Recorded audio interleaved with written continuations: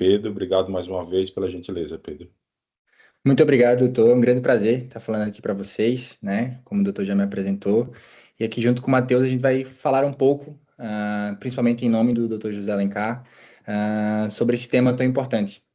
Então, para começar, como já foi mencionado, o tema é infarto por oclusão coronária aguda. Até um mês atrás, era um tema que estava ganhando espaço e eu acho que de um mês para cá, desde a liberação aí da nova diretriz, ele ganhou o que a gente chama da cascata da disponibilidade, disparou. Ou seja, começou a aparecer mais do que já aparecia, principalmente no nosso cenário brasileiro. E isso está sendo repercutido de uma maneira muito legal. Então, eu digo a vocês, em um mês, muita coisa já mudou e a gente vai tentar falar um pouco sobre isso, trazendo toda essa questão do paradigma. E falar de paradigma é importante saber que esse estudo publicado pelo Alencar e vários outros autores, inclusive com os criadores do paradigma, que é o Stephen Smith e o Pendle Myers, foi um dos artigos mais baixados na JAC, no estado da arte. Então, indico todos vocês lerem, tá? Muito do que a gente vai falar aqui está presente nesse artigo. E falar de paradigma é trazer um pouco da teoria do Thomas Kuhn, né? Que é um autor que estudava muito sobre isso e ele traz alguma nomenclatura para nós. Por exemplo, falar de paradigma é saber que a ciência ela tem suas crises, ela tem a sua evolução. Então, vivemos de eras pré-paradigmáticas, vivemos novos paradigmas e a partir do momento que o novo paradigma surge, ele também já está sendo desbancado. Então, nesses momentos de crise, né, a ciência ela começa a se atualizar, ela começa a se questionar, tem colapsos, tem dúvidas, o que é que está acontecendo? A gente começa a questionar tudo que já foi feito. E dentro dessa questão, a gente também tem um momento de revolução. A anomalia foi vista, tivemos a crise e a gente vai falar do que seria essa revolução. E para nós, seria falar primeiramente do que era essa era pré-paradigmática, né? Ou seja, quando tudo isso era mato. Então,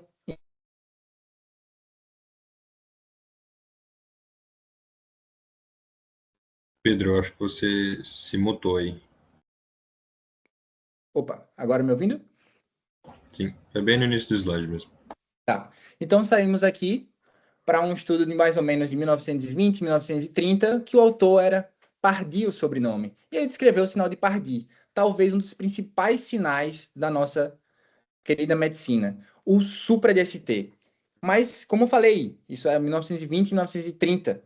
Demorou muito, muito para que sequer isso fosse reconhecido. Temos trabalho também da onda T hiperaguda de 1918, ou seja, estamos aí para completar quase 100 anos do Supra e mais de 100 anos da primeira descrição do que seria a onda T hiperaguda. Então, essa era pré-paradigmática. Mas, calma, então já nessa época tudo isso era conhecido, era debatido? Não.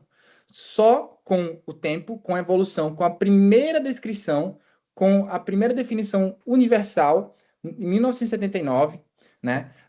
Não necessariamente a definição universal, né? A gente começou a falar sobre o que seria essa isquemia, o que seriam esses padrões de uma doença que é a principal doença, uma das doenças que mais mata no mundo, a síndrome coronariana, né, a doença coronariana e a sua face mais grave, a oclusão coronariana aguda. E nós utilizamos o eletrocardiograma. O eletrocardiograma trouxe essa definição originalmente de uma forma de olhar retrospectivamente.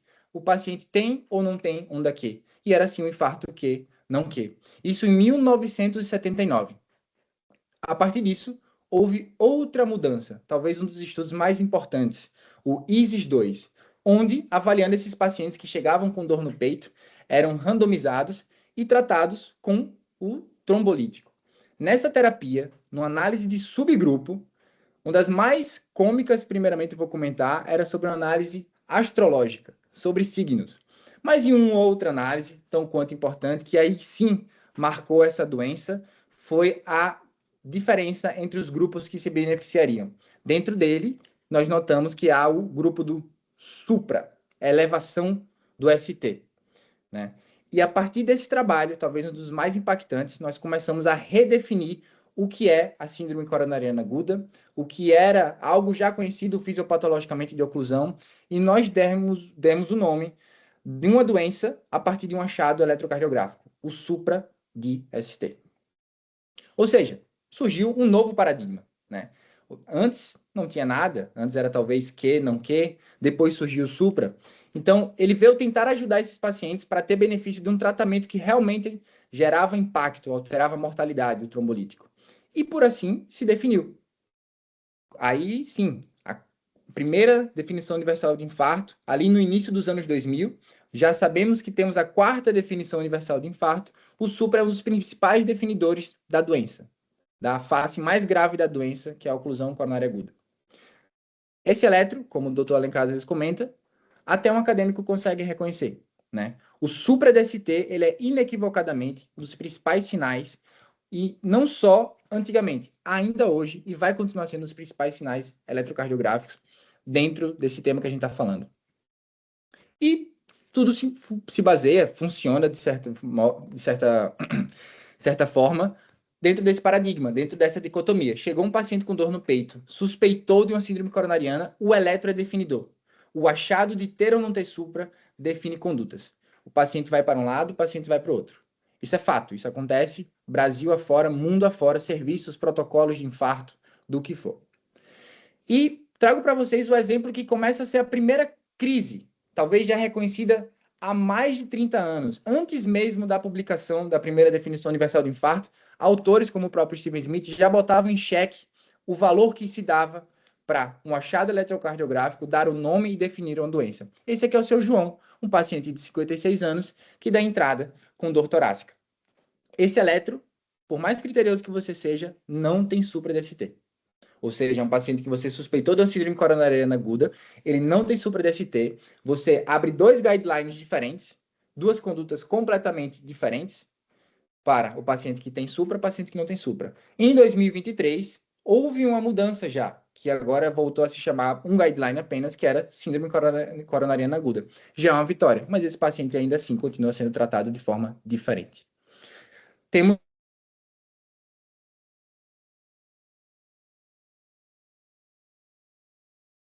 E isso é, curiosamente, como já mencionado, desde antes dessa definição se tornar tão forte, desde antes do paradigma se fortalecer.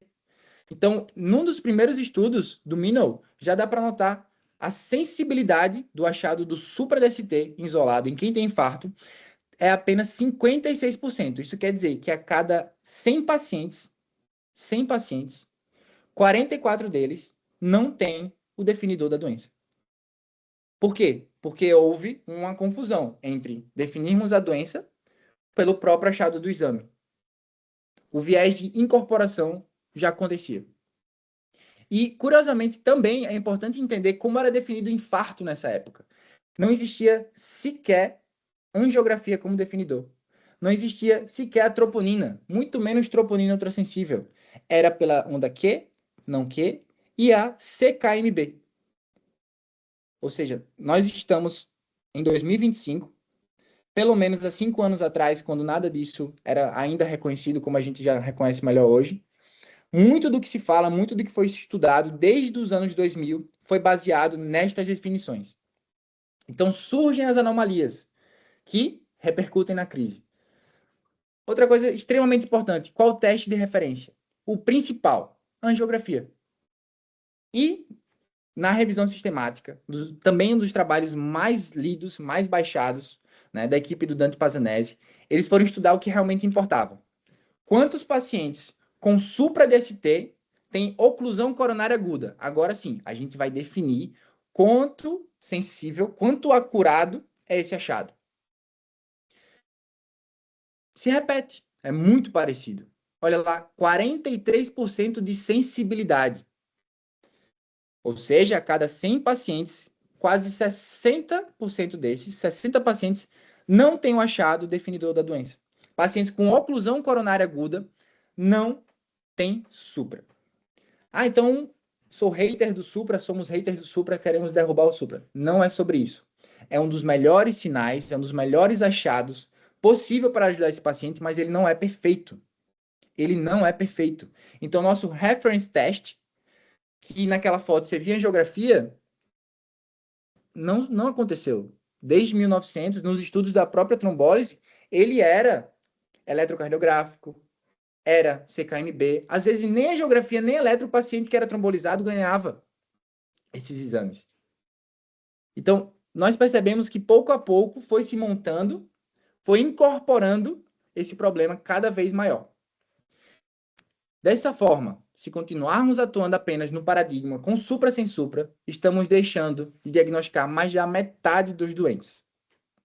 Se esse dado não nos faz questionar justamente o que acontece de terem diretrizes diferentes para a mesma doença por causa de um achado que mais de 50% dos pacientes não têm, é difícil arrumar mais argumentos. Mas a gente precisa brigar por isso. E foi brigando por isso que mais dados foram surgindo.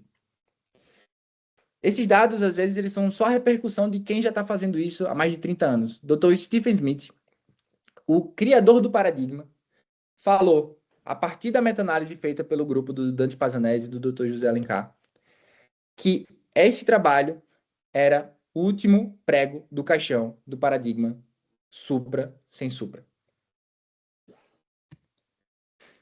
Muitos perguntam, tá, mas eu sei que o elétron não é perfeito, mas criaram a troponina, você falou mal da CKMB, mas hoje em dia a gente tem troponina ultrassensível. Tem dados que mostram que 25% dos pacientes com supra-DST, ou seja, a gente definindo supra como oclusão, eles não têm sequer alteração na troponina na admissão. Isso dos pacientes com supra. Ah, então você quer dizer que os outros têm? Pode ter. Uma coisa é alteração, outra coisa é aquela troponina que vai mudar a sua conduta. Por quê? Porque a troponina é uma questão de tempo, é uma questão lógica. O paciente vai chegar para você, ele não vai ter supra no eletro, você não vai se convencer que é uma oclusão, você vai solicitar a troponina, ela vai ser coletada. No melhor dos cenários, pode ser imediato, num protocolo, por exemplo, ou vamos dizer que vai chegar daqui a 20 minutos o coletador, o técnico de enfermagem conseguiu se disponibilizar.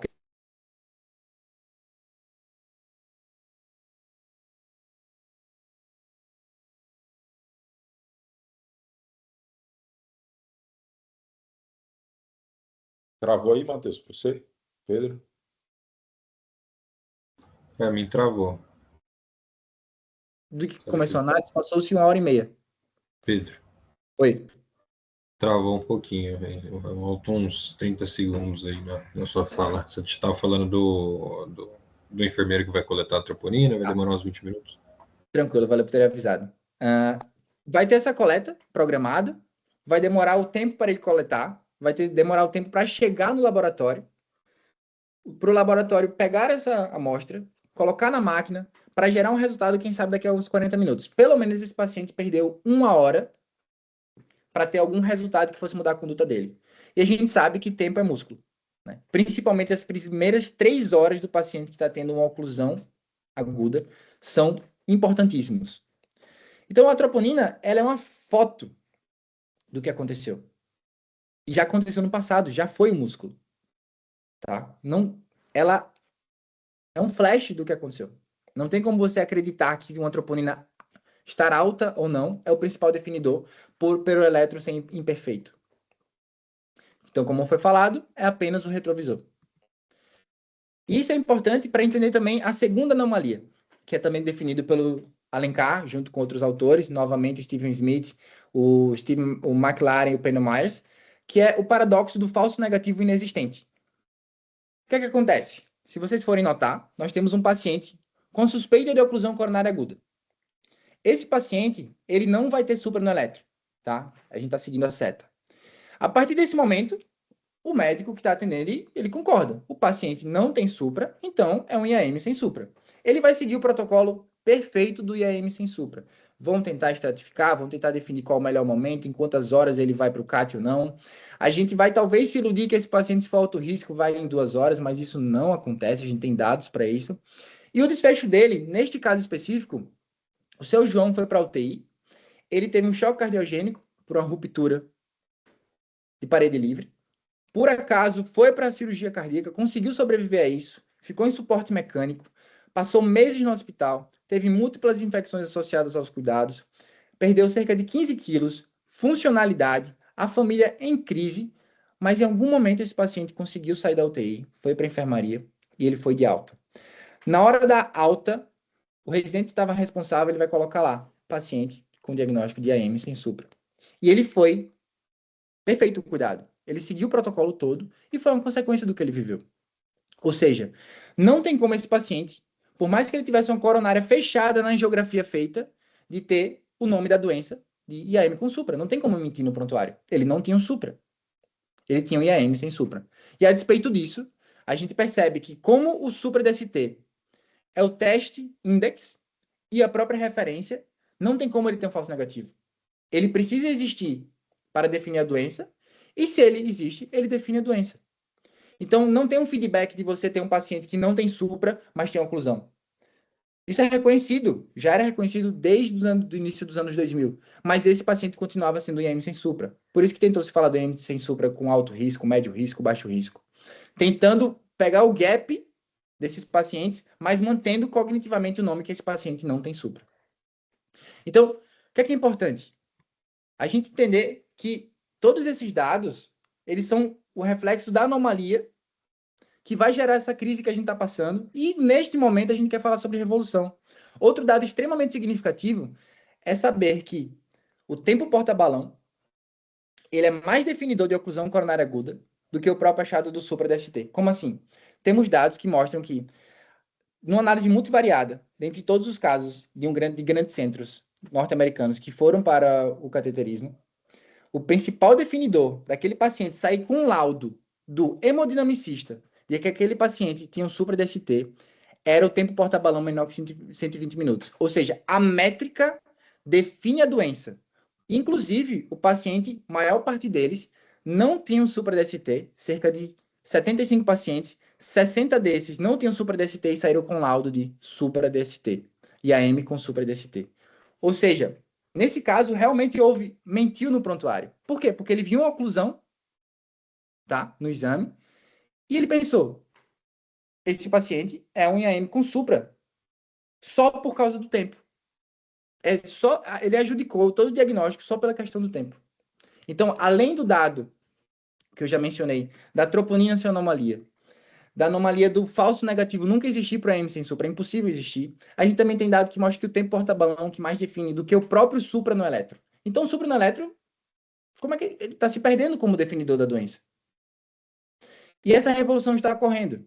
Tá? Em 2018, Pendle Myers e Stephen Smith lançaram o Manifesto OMI, Occlusion Myocardial Infarction.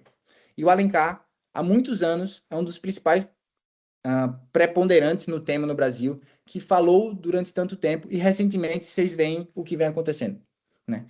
Em diretriz, cada vez mais trabalhos publicados, inclusive trabalhos recentes, o Difficult 3 é um exemplo disso. O paradigma já está em atuação. Essa revolução está ocorrendo. A gente está começando a mudar a história natural da doença pelo simples fato de reconhecer que a doença é oclusão coronária aguda. A doença não é alteração no eletro. E se perdeu muito tempo com o eletro. É falar que o eletro de um paciente que tem oclusão de CX, ele pode ser normal. A gente sempre tenta culpar o eletro por ser normal, enquanto a gente ignorou que a coronária estava fechada daquele paciente tendo supra ou não tendo supra. E um dos principais trabalhos, também pelo grupo do Dante Pazanese, foi o nosso Manifesto Homem, que o grupo publicou, onde toda a literatura, toda a base de dados, toda a filosofia por trás da motivação e necessidade de mudar esse tema foi publicada. É um dos principais artigos também, um dos mais baixados da Sociedade Brasileira de Cardiologia. E vocês podem acessar, e vale muito a pena ler. Muitos dos dados que eu comentei vão estar lá. E muitos dados também mostrando os artigos desde os anos 2000, como o paradigma desde aquela época já era questionável e falho. O supra sem supra nasceu falho. E o que é que o paradigma propõe? Que esse paciente pare de ser visto de uma maneira dicotômica, definido pelo exame, ter supra ou não ter supra, e ele comece a ser visto de uma maneira pragmática, onde a gente saiba reconhecer a importância do supra, a gente não é hater do supra, mas a gente também saiba que a ausência de supra não define não ter oclusão. E a gente vai buscar incessantemente por sinais, a gente vai valorizar muito o eletro, são mais de 13 sinais, são, se eu não me engano, 15 sinais já descritos bem na literatura. Temos o livro do pessoal do Dante Pazanese, que acabou de publicar, Eletrocardiograma na Síndrome Coronariana Aguda, que trazem todos esses sinais, sinais de oclusão, sinais de suboclusão, sinais de reperfusão, que nós, procurando eles, a gente sai de uma sensibilidade de 40% para detectar a doença para 80%. Só pelo eletrocardiograma, ou seja, valorizamos o eletrocardiograma e o potencial que ele tem. Mas vocês percebem que em 20% dos casos o eletro também parece não resolver. E essa é a importância de identificar o paciente de alto risco, a dor refratária, o edema agudo de pulmão, a IC aguda, a instabilidade elétrica, seriar eletro é para ser seriado, não é de hora em hora, é de 10 em 10 minutos, 15 em 15 minutos. Alteração da dor, fiz o eletro agora, estava com muita dor, 5 minutos depois está com menos dor, faz o eletro. Ele conta a história da doença, a doença é dinâmica. O reflexo que acontece na coronária, por vezes acontece no eletro, acontece na sintomatologia do paciente. A gente precisa entender essa complexidade. O reflexo da complexidade do eletro é reflexo da complexidade da doença. Então, a partir desse momento que você procura também sinais, você também não achou, tudo bem. Inicia tratamento empírico. Você acha que a principal suspeita é síndrome coronariana? Vai iniciar antiaginoso. Vai associar o POCUS. Vai associar o ecocardiograma feito pelo ecocardiografista para identificar a disfunção segmentar. Tudo que for indicado para aquele paciente, principalmente a depender da sua probabilidade.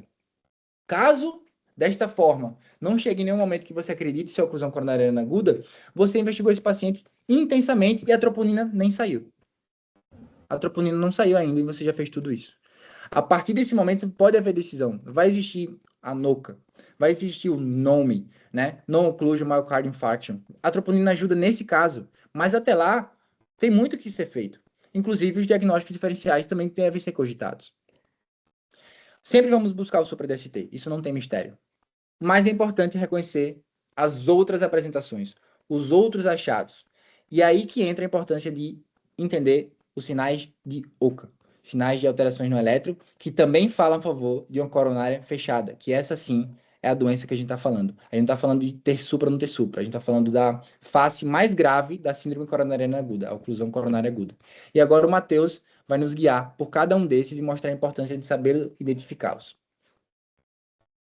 Então, vamos lá. Então, a gente vai falar de todos esses parâmetros. Como o Pedro falou, a gente já tem vários padrões descritos, alguns com mais viabilidade, mais acurácia já descrita, já são mais bem estabelecidos, outros com um pouco menos. E a gente vai entrar um pouco nesses pormenores dos próximos slides. O primeiro padrão que a gente vai falar é o padrão da onda T hiperaguda. Pode passar o slide, Pedro.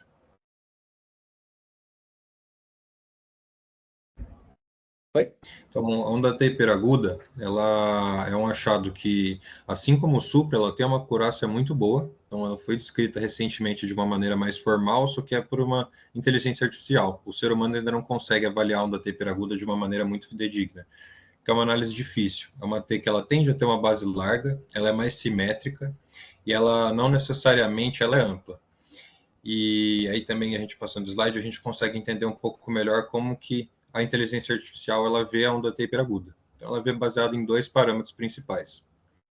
O primeiro desses parâmetros é o score de magnitude, que ele vê a área da onda T sobre o tamanho do QRS.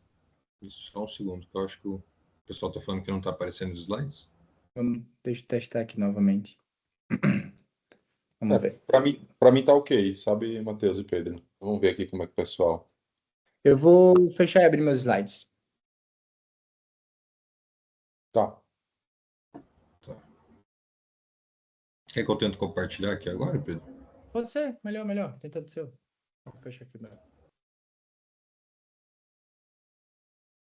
Para metade tá aparecendo, a outra metade não tá aparecendo.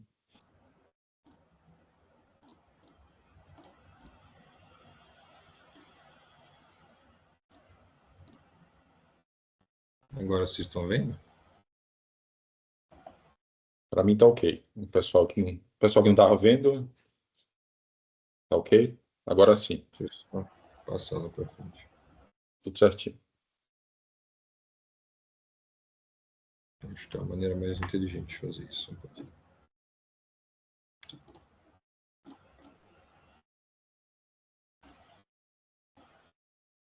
Caramba.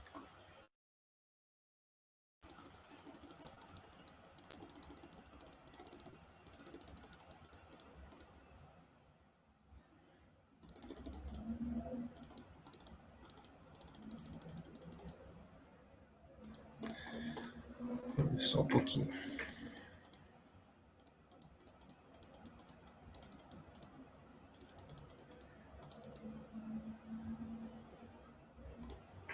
Acho que agora foi. Então, tá vendo os slides? Tá tudo certo? Aqui tá aparecendo. Tudo certinho, Matheus. Beleza. Então, continuando, como que a inteligência artificial, ela vê onda T hiperaguda, né? Então, a nossa análise no olho, ela não é tão fidedigna, mas olhando para como a inteligência artificial vê, a gente consegue tentar entender um pouco melhor. O primeiro ponto que a gente tem que ter bem sólido é que a onda T e o segmento ST, elas estão representando a mesma coisa, que é a repolarização. Então, essa análise de simetria, de área da onda T, ela começa a partir do início da onda T, que é no início da repolarização, que é o ponto J. Isso é um pouco estranho quando a gente pensa na onda T, por exemplo, da hipercalemia, né? A gente pensa que a onda T da hipercalemia é uma onda T simétrica. E já já a gente vai fazer um comparativo para ver que não é bem assim.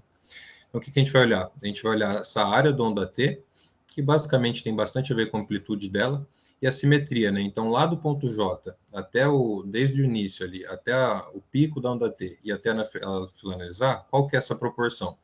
E aí outro insight também que é importante, é que não são scores absolutos, são scores que variam de 0 a 1. Por isso que é uma análise muito difícil para a gente fazer no olho. Porque não é uma simetria perfeita, não é uma amplitude muito grande que vai garantir com certeza que ela é hiperaguda, mas é um somatório dessas duas coisas. E aí, a gente olhando aqui para baixo, bem aqui no cantinho inferior da tela, a gente consegue ver que a especificidade de... Oi? Alô? Travou, gente? Não, tudo certinho, Matheus. Acho que alguém, microfone aberto, falou alguma coisa. Beleza. Então, aqui no canto inferior direito, a gente consegue ver que a especificidade é de 98 e a sensibilidade é de 21, que leva a uma razão de verossimilhança de 13, que é igual ao do Supra. Isso tirando os pacientes que têm Supra, né? Que também tem pacientes dentro do grupo Supra de ST que também tem onda T hiperaguda. Então, é um achado muito, muito bem acurado também. Acho que dos achados que a gente tem, é o melhor achado junto com o Supra de ST. E aqui é aquela comparação, né? Então, à esquerda, a gente tem uma onda T que ela é assimétrica. Ela se assemelha bastante à onda T da hipercalemia, se assemelha bastante à Torre Eiffel, em Paris. Ela é uma onda T que ela não começa lá no ponto J, a ondinha mesmo. A rigor, ela começa, e por isso que a gente chama ela de assimétrica. Mas, quando a gente pensa na onda T hiperaguda, é uma onda T que ela se parece mais com o Panteão. Ela é mais larga, ela é mais arredondada na parte de cima, ela tem uma amplitude considerável também, mas a área dela que importa mais, por isso que essa simetria é importante. Aqui a gente tem um exemplo que é bem mais claro de onda T hiperaguda, né? V2 ali daria um pouquinho de dúvida, talvez. V3 ela já começa a gritar bastante, de V4, V5 e V6 ela também está bem evidente. Mas esse é o caso que na maioria das vezes aparece, né? Então, essa mulher com 55 anos, com dor torácica típica, ela chega e ela te apresenta esse eletro. Você olha para todas as paredes, você não vê supra. D2, D3 e VF, se você acabou de ter essa aula, você olha a pressão da T de uma maneira um pouco estranha. Putz, será que ela está simétrica? Será que ela não está? Será que ela tem uma amplitude relevante em relação ao QRS? A de D3 parece ser a que menos dá dúvida. E aí uma coisa que pode ajudar também na avaliação é que se você olhar para a VL está infrado e mostra uma imagem em espelho para um supra que nem existe ali ainda em D3. Então essa onda T já é uma onda T hiperaguda. E essa paciente com aquele eletro já estava sendo levada para o cateterismo. Ela não precisou aguardar essa onda T hiperaguda virar um supra. Mas no caminho, só para a gente ver a evolução mesmo, o eletro foi repetido e foi justamente o que apareceu. Então o supra de ST apareceu nesse caminho 14 minutos depois e ela ganhou 14 minutos a mais ali, a menos, né, de sofrimento do miocárdio. Aqui a gente tem outro achado também que é muito relevante, já é de certa forma contemplado em algumas diretrizes, mas daquela maneira que a gente está acostumado a ver com as derivações acessórias. Então aqui a gente vai falar do infarto da parede lateral. A gente tem que olhar principalmente de V1 a V4 e de forma mais importante em V2 e em V3 e ver que tem um infra nessas derivações. A gente está muito acostumado a buscar o supra, mas nessas derivações em particular a gente vê o infra, porque o infra está espelhando uma lesão que está acontecendo na parede lateral. E aí, parede lateral também pode gerar um pouco de estranheza, mas essa nomenclatura ela vem de uma atualização das nomenclaturas das paredes do coração, que veio do Bayes de Luna. E ele muda algumas dessas coisas baseado em estudos com ressonância, estudos com ecocardiografia, visando unificar tudo de uma forma só e não usar o eletrocardiograma para ter suas paredes próprias, os outros exames para ter as paredes dele. E segundo essa análise, ele viu que o coração, a rigor, ele não tem uma parede que é posterior. Seria mais adequado chamar essa parede de lateral, por isso o infra de V1 a V4. Aqui a gente tem um dos principais argumentos do pessoal que é contra o paradigma novo, é que eles falam que as artérias que são menos importantes, quando elas estão ocluídas, elas tendem a dar menos supra. Então, provavelmente, elas são culpadas por esse erro do paradigma com supra e sem supra. E aqui a gente viu nesse estudo, que é um estudo exclusivo da descendente anterior, que é uma artéria que está ali na frente, ela é bem avaliada pelo eletrocardiograma, e a gente tinha aqueles dados de sensibilidade, especificidade, que a especificidade era muito boa, mas a sensibilidade era aproximadamente 40%, e a gente via que era um número que é assustador. Será que para descendente anterior esse número se mantém? Será que a maioria das oclusões dessa artéria, que é muito importante, é muito bem vista pelo eletrocardiograma, ela se mantém também? E sim, a resposta é que também, na descendente anterior, é um território muito falho. Aqui a sensibilidade vai para quase 60%, mas a gente ainda tem quase metade dos pacientes que não se apresentam, mesmo nesse território, com supra de ST, com achado clássico. E o que a gente vê nesse território de alterações que podem sugerir uma oclusão para a gente? A primeira alteração que a gente vai comentar é a distorção terminal do QRS. O que seria a distorção terminal do QRS? Então, a gente olha para o QRS em V2 e V3, a gente geralmente espera uma onda S que cruza a linha de base. E às vezes isso não acontece. Quando isso não acontece, você vê que ali em V2 tem uma onda S. Então, o QRS ele termina a parte positiva, ele desce, mas essa onda S não chega a cruzar a linha de base. Essa é a distorção do QRS, essa distorção terminal do QRS, que indica para a gente uma possível oclusão, e ela pode sim vir acompanhada de supra ou não. Mas ela vindo acompanhada de supra ou não, ela fala a favor da oclusão coronariana. Aqui a gente tem outro exemplo também, que seria um eletro que talvez fosse laudado como repolarização precoce, a depender do paciente, depender das características da dor, mas a gente tem a distorção terminal do QRS que fala a favor dessa oclusão também. Aqui tem outro exemplo muito importante, e aí como o Pedro já falou para a gente lá atrás, a gente tem os valores de corte para o supra que foram definidos nessa quarta definição universal de infarto. E para V2 e V3 eles mudam de acordo com o sexo, mudam de acordo com a idade. Esses valores eles foram admitidos como verdadeiros e como cortes absolutos a partir de estudos que não avaliaram ninguém no pronto-socorro. É uma análise que a priori já começa errada, né? A gente não está avaliando o paciente num exame de rotina. A gente está avaliando o paciente que tem dor torácica. Será que eu consigo só extrapolar esse corte de 2,5 para um homem jovem, esse corte de 2 para um homem mais idoso? A resposta que ele chegou com isso tudo foi que não. A interpretação mais adequada, né, o jeito mais adequado de avaliar V2 e V3, o supra que a gente tem nessas derivações, são com as 4 variáveis de Smith. É uma fórmula, vocês conseguem acessar aí pelo QR Code, tem no MDCalc também.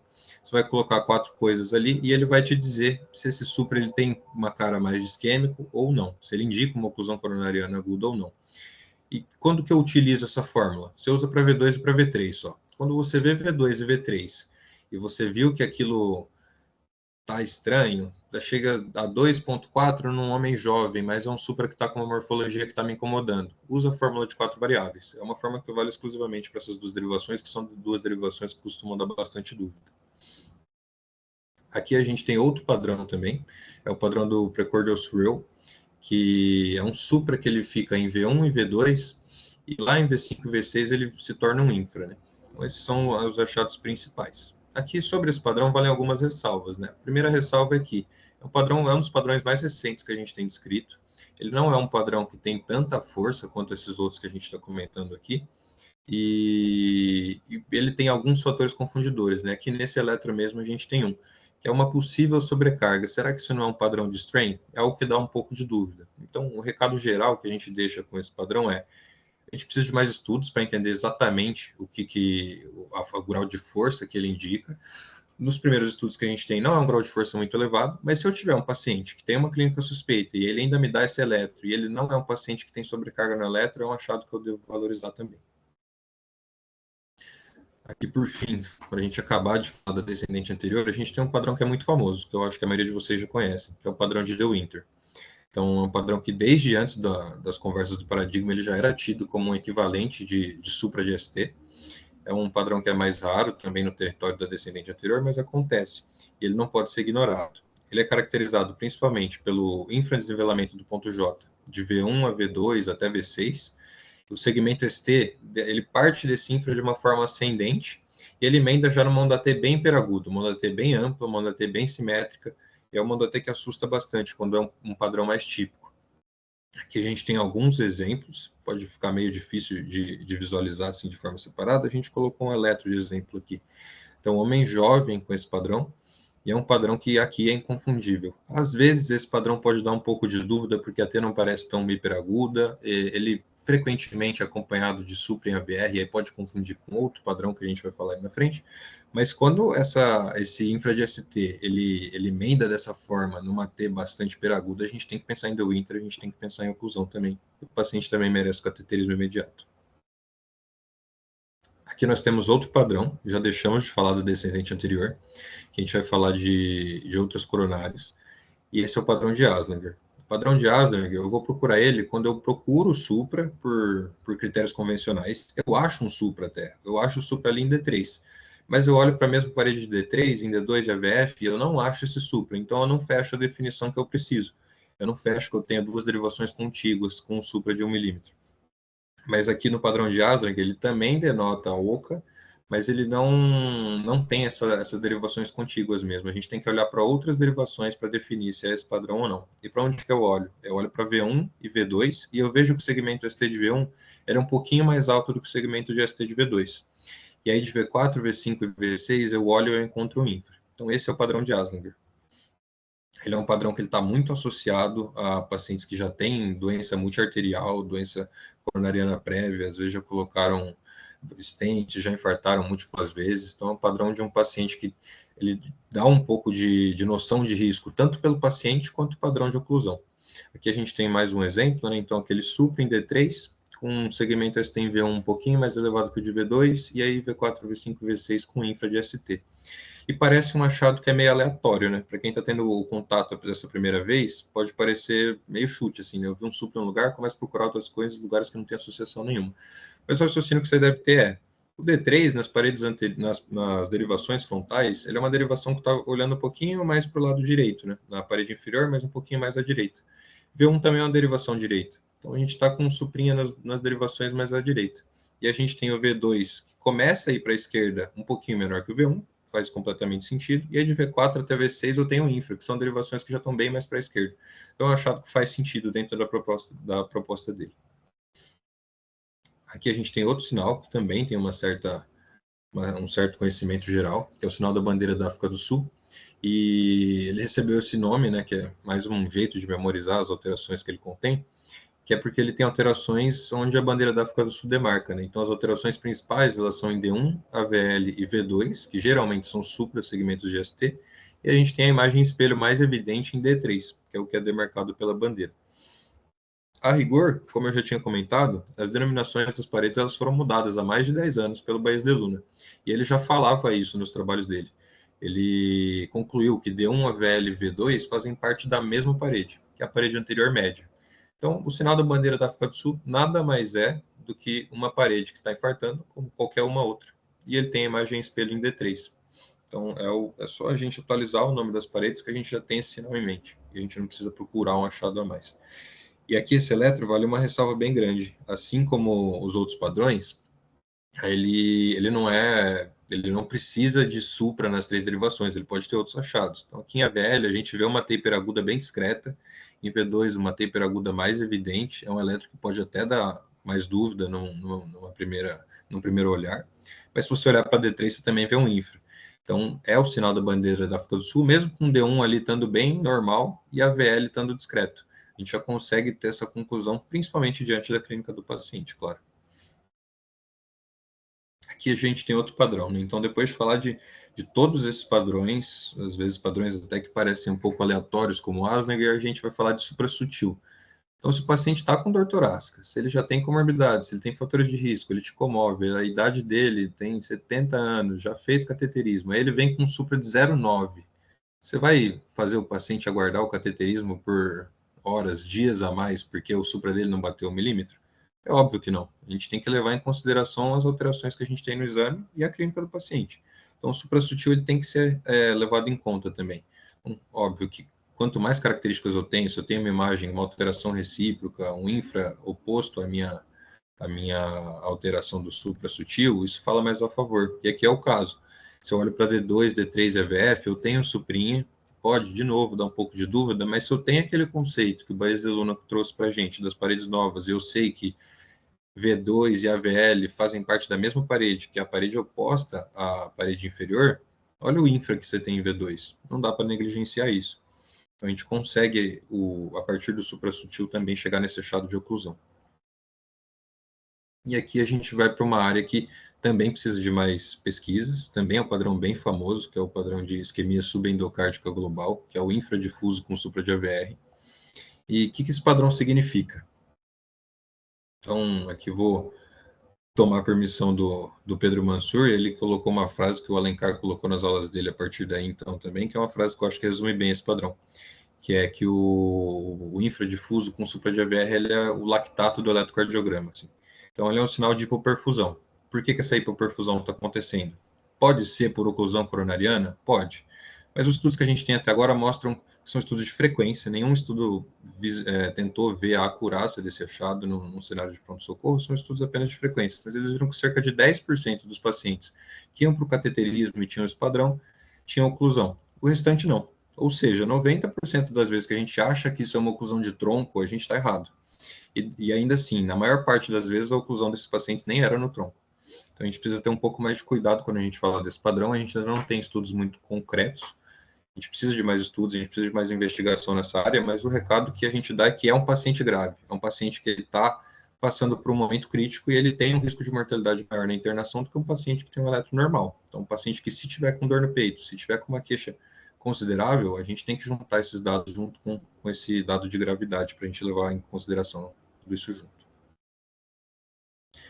E aqui a gente vai falar do bloqueio do ramo esquerdo. Então, primeiro de tudo, que a gente se pensava que era repetido até algum tempo atrás, e ainda é repetido, mesmo depois da diretriz tendo sido atualizada agora em 2025, a gente tem já desde 2013 as principais diretrizes do mundo de cardiologia, de infarto com, sem supra, falando que a gente não deve levar o bloqueio de ramo esquerdo para o cateterismo baseado em temporalidade. Eu não tenho que saber se o bloqueio de ramo esquerdo ele é novo, se ele é antigo, se eu sei ou se eu não sei o tempo dele, isso pouco importa para mim. Eu tenho que ver se ele tem cara de ser isquêmico. E aqui é um estudo que vai sair agora, que ele fala justamente dessa abordagem, né? Será que se eu pegar essa abordagem, eu pegar os pacientes que eu sei que tem bloqueio novo, os pacientes que eu não sei que eu tenho dúvidas se tem bloqueio novo, e que eu sei que tem bloqueios antigos, será que eu consigo analisar a partir disso e chegar numa acurácia legal? E a resposta é não. A gente tem uma razão de verossimilhança de 1, para quem não está familiarizado, basicamente você pensa que seu paciente tem 10% de chance de estar infartando. Você vê um supra no eletro, a sua chance daquele paciente estar infartando aumenta? Com certeza. Agora, se eu penso que ele está infartando, e eu tenho essa mesma chance de 10%, e eu vejo esse paciente com bloqueio de ramo esquerdo, que eu julgo que é novo, por sei lá qual critério, eu tenho o eletro dele prévio, eu não tenho, eu multiplico essa minha chance por 1. Ou seja, ele vai de 10% para 10%, não faz a mínima diferença. E o que faz diferença eu analisar no eletrocardiograma do meu paciente? Faz diferença eu ver se o bloqueio de ramo esquerdo ele tem características isquêmicas, principalmente pelo bloqueio, pelo critério de Garbosa modificado. Então, eu vou ver se existe uma elevação concordante do segmento ST maior do que 1 milímetro nas derivações com QRS positivo, ou uma depressão concordante do segmento ST, também maior que 1 milímetro, de V1A-V3, que são as derivações que têm um QRS negativo, ou uma elevação discordante do segmento ST, que é maior do que 25% da onda S anterior. E aqui é onde a gente consegue aplicar isso. A gente consegue aplicar isso para pacientes que têm um bloqueio de ramo esquerdo por qualquer motivo, inclusive até tem morfologia de bloqueio de ramo esquerdo pelo marca-passo. Então, você vê ali em V3, eu tenho uma onda S que dá uns 7 milímetros, talvez, e eu tenho um segmento ST que dá uns 4, isso é bem mais do que 25%. Então, é um paciente que já fechou o bloqueio de ramo esquerdo isquêmico pelo critério de Garbosa modificado, e ele precisa de cateterismo. Tem diversas outras derivações aí que fecham também, a gente só precisa de uma. Aqui mais um exemplo, V3 dá um pouco de dúvida, V4, V5 não dá dúvida nenhuma, a gente tem uma derivação bem discordante ali. Aí, falando um pouco do bloqueio de ramo direito com sinais de oclusão, a gente tem que ter em mente que o bloqueio de ramo direito, diferente do esquerdo, ele não afeta tanto a repolarização. Ele afeta um pouco, principalmente ali em V1, V2, V3, que são derivações que vão ter a parte final positiva, ele pode ter um infra. Mas a gente tem que tentar analisar ele conforme a gente analisa qualquer outro eletro. Vendo onde o QRS acaba, vendo o segmento ST, tentando ver se tem supra ou se tem infra. Tendo em mente também que de V1 a V3 a gente pode ter um infrazinho de base, e se tiver um supra, ele deve preocupar a gente ainda mais. E o Wellens, né? O que a gente sabe do Wellens? O que é o Wellens? Então, primeiro a gente tem aqueles dois padrões que significam exatamente a mesma coisa. A gente tem o padrão de plus-minus, e o padrão de plus-minus, ele significa a mesma coisa do que esse padrão, que é só o mínus, né? Então, a gente tem um da T que ela é ou positiva e negativa, ou ela é só negativa, e os dois têm o mesmo significado. Que é o significado que o paciente, ele teve um evento isquêmico, ele estava iniciando o infarto e o próprio sistema fibrinolítico dele conseguiu abrir essa coronária por qualquer motivo que seja. E ele se salvou desse evento. Só que agora ele tem uma coronária que foi reperfundida, que é o próprio laudo que a Queen of Hearts, que é a inteligência artificial que vê eletrocardiograma, e é a inteligência artificial que foi utilizada para fazer análise da onda taper aguda também, ela fala desse conceito de infarto reperfundido, né, de coronária reperfundida. E o que seria essa oca reperfundida? Então é exatamente isso que a gente comentou, é um cara que ele começa a infartar, mas ele consegue abrir a coronária e aí passa aquele fiozinho de sangue que é suficiente para manter o suprimento do coração, mas esse cara está beirando um evento novo. Ele também precisa do cateterismo, porque em alguns momentos, dias, ele vai infartar de novo e ele pode não ter a mesma sorte que ele teve na primeira vez. Então esse é o paradigma que a gente está propondo. A gente tem que olhar o paciente como um todo, a gente tem que ver a queixa dele e já perceber se isso parece muito síndrome coronariana aguda ou não, se parece oco ou não. Se a gente achar o supra, maravilha, o paciente já vai para o cateterismo, mas se a gente não achar, a gente não pode descansar, a gente tem que buscar todos esses achados, a gente tem que buscar até outros achados, utilizar a inteligência artificial também como nossa aliada, e confirmar a oca a partir disso. E se mesmo assim ele não tiver nada no eletro que confirme esse achado de oclusão para a gente vai ficar vigiando o paciente, a gente vai repetir eletros. E se a gente tiver alguma coisa que levante de novo essa suspeita, a gente vai atrás do cateterismo da mesma forma, por esse braço clínico. Então é isso, essa nova revolução está acontecendo, a gente já está mudando o nome dessa doença, o nome ainda em si não mudou, mas a história da doença está mudando, então a Sociedade Brasileira de Cardiologia, na última diretriz, ela incluiu praticamente todos esses achados, alguns deles não, mas a maioria desses achados foram incluídos como indicativos de cateterismo. E como o Pedro falou, a cascata da disponibilidade está virando para o nosso lado, né? A gente está cada vez ouvindo mais falar desses achados e desse novo paradigma, e isso só aconteceu por conta dessa luta que a gente vem travando há tanto tempo e por ter esse rigor científico, né? Da gente saber que a gente está com o padrão ouro errado e que a gente tem que levar as coisas para outro lado. Obrigado, gente. Acho que era isso aí. Não sei se o Pedro tem algum recado final. Obrigado, Pedro. Obrigado, Matheus. Excelente, espetacular. Passaram aí de maneira muito didática e muito, de maneira muito clara para a gente. Acho que o Dr. José Alencar revelou aí duas feras. Acho que o Dr. José Alencar está aí, acho que ele está em trânsito no voo. Dr. José Alencar, eu vou passar aí a palavra para ele. Então, queria agradecer ao Dr. José Alencar, pela gentileza, de ceder esses dois palestrantes aí de alto nível, Pedro e Matheus. E queria passar a palavra aí para ele, acho que ele está escutando, se ele quer tecer algum comentário. Obrigado, Dr. José Alencar.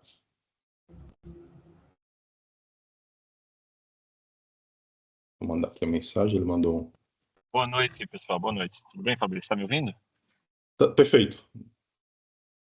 Boa. Bom, Matheus e Pedro, parabéns. Eles me acompanham já há um tempo, não é novidade, né? A altíssima qualidade deles dois, são escolhidos a dedo.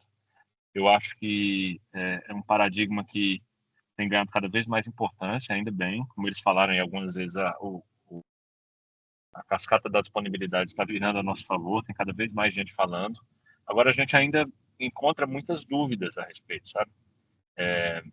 Como é que se diagnostica oca afinal? Não, sabe? Eu tenho um caso clínico no meu hospital e tá difícil determinar o que aconteceu com ele.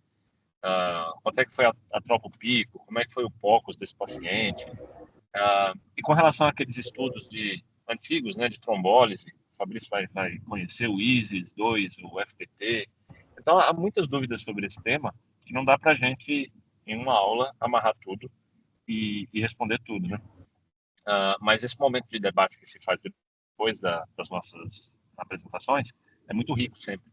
Então, eu queria deixar aberto aí para quem quiser perguntar a mim, ao Pedro ou ao Matheus, que fique à vontade. Perfeito. Então, vou começar a fazer minha pergunta. Existe algum já serviço bem estruturado em relação ao protocolo de doutorácio que vocês conhecem? Não sei, o Pedro aí que faz residência de medicina de emergência, se tem algum protocolo já bem definido em relação à OCA, ou se o doutor José Alencar conhece algum serviço já com um protocolo já muito bem definido, ou está em construção? O que é que você me fala em relação a isso? Quer começar, Pedro? Pode ser. Então, lá no serviço que eu faço parte, do Hospital de Clínicas de Porto Alegre, ele é referência, né, para a angioplastia primária. O que acontece? A cardiologia do meu hospital, alguns preceptores da cardiologia e os hemodinamicistas, eles reconhecem o paradigma. Então, alguns casos, eles são levados pelos critérios do paradigma. Recentemente, esse ano, acho que até mesmo antes da liberação da diretriz, houve o novo protocolo do Dr. Asca e está descrito os padrões nesse protocolo. Então, é algo que já acontece. Desde o ano passado, a gente já falava sobre a Queen of Hearts, né, sobre o uso dela. E isso foi tentado aplicá-la também em alguns casos e ajudou em alguns casos, mas nada perfeitamente estruturado, onde isso já é feito com a rotina, a frequência. A linguagem às vezes varia, tanto da parte da emergência, alguém não identificar, ou da cardiologia, alguém não concordar. E às vezes, quando concorda em conjunto, a gente também descobre os falsos positivos do paradigma, que é uma experiência muito importante também. E então, é algo que é em evolução, mas já existe, já é discutido sobre. E aí, lá no Dante a gente tem uma aceitação muito alta do paradigma, né? A gente escreveu esse manifesto e publicou nos Arquivos Brasileiros de Cardiologia, tendo a assinatura lá e a anuência do diretor do hospital, Fausto Feres, do diretor do pronto-socorro, né? Então tinha muitas pessoas envolvidas. Agora eu não posso dizer que é tudo maravilha, né? Mesmo lá no Dante também existem aquelas pessoas que eu acredito que por não entenderem qual é a nossa proposta, ou nunca terem tido uma aula nossa, acabam não aceitando. Não por mal, não por ego. Lá no Dante não é isso que eu percebo. Mas é isso, é não ter uma aula nossa. Vou dar um exemplo. Em uma conversa com um colega lá, o colega por algumas vezes citou que o paciente que não tem o supra teria uma oclusão mais branda, mais leve, não teria a mesma mortalidade. Não, na verdade, o que eu estou querendo demonstrar, se você assistir uma aula nossa, você vai perceber, é que pacientes com oclusão mesmo, coronária aguda, não são obrigados a ter o supra. Podem ter a mesmíssima doença, mas não ter o supra de ST. Perfeito. Alguém mais fazer alguma pergunta? Ju, pessoal da urgência. Foi uma aula recorde aí, viu, pessoal? Então, assim, tema, né, em alta, né, foi coroado aí pelo trabalho, né, principalmente do Dr. José Alencar, que vem batalhando, vem divulgando, vem, né, defendendo aí a bandeira que ele, né, com muita propriedade, e acho que foi coroado aí na diretriz brasileira, né, muito justa, essa nova definição, esse novo paradigma. Gabriel Pinheiro quer fazer uma pergunta. Boa noite, gente. Parabenizar aí o Matheus e o Pedro pela aula. É um assunto muito importante, muita relevância para a gente. E queria mais comunicar que justamente a cascata da disponibilidade ela está crescendo. E eu, junto com o Dr. Alencar, nós publicamos já mais um trabalho, dessa vez na revista da SOCESP, um trabalho sobre os sinais eletrocardiográficos da oclusão coronariana aguda. Então, se alguém quiser mais um material para se embasar, para ler, para solidificar um pouquinho mais o entendimento sobre esses achados, a gente teve a publicação aí recente. Obrigado, Gabriel. Pô, Gabriel, é importante você falar isso mesmo, porque mais pessoas têm que ler, mais pessoas têm que saber, né? Então tá na revista da SOCESP desta edição agora. Se vocês procurarem lá, vão encontrar essa nossa revisão bem aprofundada mesmo sobre os sinais eletrocardiográficos que o Matheus mostrou aqui pra gente. Já existe algum aplicativo, alguma inteligência artificial que vocês recomendam para identificar a OCA que vocês têm utilizado, Pedro, Matheus e Dr. Zé Alencar? O Alencar pode falar muito melhor sobre isso, mas um comentário é sobre a Queen of Hearts, que é o nome da inteligência em si, mas é o aplicativo da PM Cardio. Inclusive, o Matheus usou como exemplo num deles, dos casos e está revolucionando mais ainda, né? É a criação também do Smith junto com essa empresa, ou seja, o criador do paradigma se juntou para tentar mostrar o que ele enxergava no eletro e não conseguia explicar a ninguém. Ela foi treinada por eles e hoje em dia está gerando resultados como, inclusive, ajudar na definição da onda hiperaguda. O Dr. Alencar, frequentemente, inclusive na aula que ele deu para o Congresso de Medicina de Emergência, agora no Sul, falou muito sobre isso, muito mesmo, e já é outro momento de se discutir essa revolução dentro do próprio paradigma, né? O uso da inteligência artificial. Eu vou tecer alguns comentários aqui, porque é um tema... Pois não. Você acha que, claro que a experiência, o olho, quem está muito à frente das emergências, cardiologistas, mas olhando a realidade do Brasil como um todo, onde muitos médicos generalistas, né, atendem supras, interior, claro que hoje tem a telecardiologia, você acha que é muito factível, né, num treinamento curto, o pessoal conseguir identificar a OCA, ou você acha que o caminho é realmente, né, a inteligência artificial? Qual a sua impressão em relação a esses padrões? Ótima pergunta, viu, Fabrício? Como você falou, vai ficar cada vez mais difícil a gente procurar esses sinais de oclusão coronária aguda e cobrar de um generalista que conheça os sinais. Já era difícil quando era apenas o supra, né? Para muitos é difícil. Imagine agora que tem 10, 12 sinais de oclusão coronária aguda. Eu acho, honestamente, que o caminho agora vai ser a gente tentar uniformizar o uso dessas inteligências artificiais para dar o diagnóstico, tá? Porque não apenas ela não cansa, ela não deixa passar uma coisa despercebida por algum viés cognitivo, porque ela não tem viés cognitivo, né? Ela tem viés de treinamento, se ela for mal treinada, aí sim. E também pela razão de que deixa mais objetiva a coisa, entendeu? Em vez de debatermos aqui os quatro, eu, Matheus, Pedro e você, Fabrício, se a gente está diante de uma TI hiperaguda, nós temos uma resposta objetiva da inteligência artificial se há ou se não há. Isso ajuda muito no processo de tomada de decisões, né? Claro, a gente pode discordar dessa resposta, mas mesmo que a gente discorde, a resposta está lá, está dada, né? Binária, sim ou não. Então, isso ajuda bem também na tomada de decisão. Acho que o futuro vai ser a IA. E aí, só uma palavrinha sobre a Queen of Hearts. Eu não sei se vocês aí da audiência conhecem uma outra inteligência artificial. Eu, como sou editor da Journal of Electrocardiology, eu acabo vendo algumas IAs, né, sendo treinadas e sendo enviadas suas pesquisas para a revista, mas muitas delas o treinamento como padrão ouro pesquisado, se tem supra ou se não tem. Então, assim, a máquina vai ver se tem supra, mas e aí? E os pacientes que não têm supra e que estão caindo no paradoxo do falso negativo inexistente, e os pacientes que têm Deu Inter, essas IAs não estão vendo, entendeu? A Queen of Hearts é a única que está indo por esse caminho, né? Que está estudando como desfecho o resultado angiográfico do paciente, se houve mesmo uma oclusão coronária aguda, se dava para na hora do eletro a gente ter trombolizado, ter feito angioplastia primária nesse paciente.